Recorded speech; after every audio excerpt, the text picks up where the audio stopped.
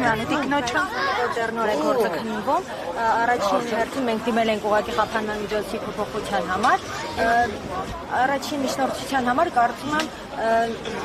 քանի որ տեղյակ չէին դատավորներ դեռևս գործից, շատ ճիշտ որոշում են կայացրել, այսինքն արդարություն դեռևս կա։ Դուք սպասում եք, որ այնուամենայնիվ այլընտրանքային խափանման միջոց կընտրվի, թե դատանի որոշումը իր մեջ դեսամանալանակ ընկալում է։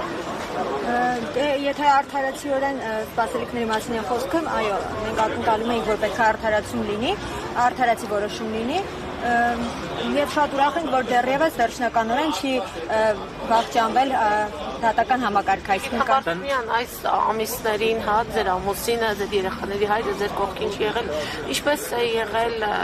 ձեր երեխաների արձագանքը, նրանց նիստուկացը, ձեր առօրյան։ Դե իհարկե շատ դժվար, որովհետև երեխաները անչափահաս են, մանավանդ փոքրիկը շատ է կարոտում հայրիկին, անընդհատ հարցնում է երբ է գալու հայրիկը, դե իհարկե մենք չենք կարող ամեն ինչ բացատրել երեխային, որ ինչ է կատարվում, փորձում ենք որոշակի առումով երեխային այնպես անել, որ իրականությունից կտրված լինի։ Մի խոսքով հիմա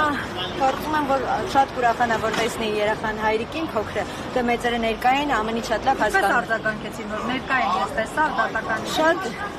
լավ։ Դե ընթացքը գիտեք, իհարկե հասկացան, որ տնային կալանք է, դե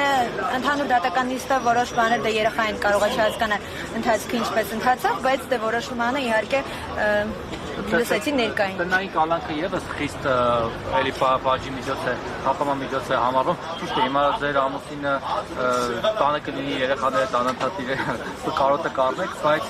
դուք սպասում եք, ձեզ համար սա այսպես ասած ընդունելի տարբերակ է, որ էլի ոչ պակաս խիստ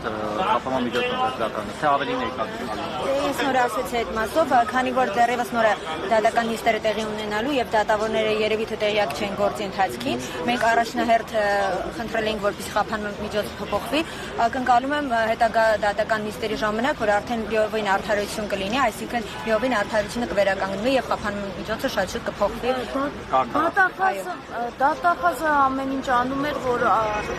անտեսվի այն հանգամանքը, որ Դավիթ Համբարձումյանը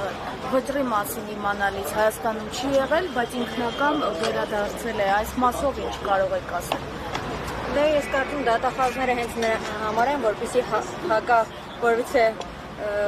այսինքն հակաբաներ ասեն, որպեսզի փաստարկներ, որպեսզի դատավորները արդարացի որոշում չկայացնեն, բայց ինքներդ ներկա եղաք եւ տեսաք, որ դատավորները հասկացան, որ ուղղակի միջնորդությունը դատախազի ոչ իրավական։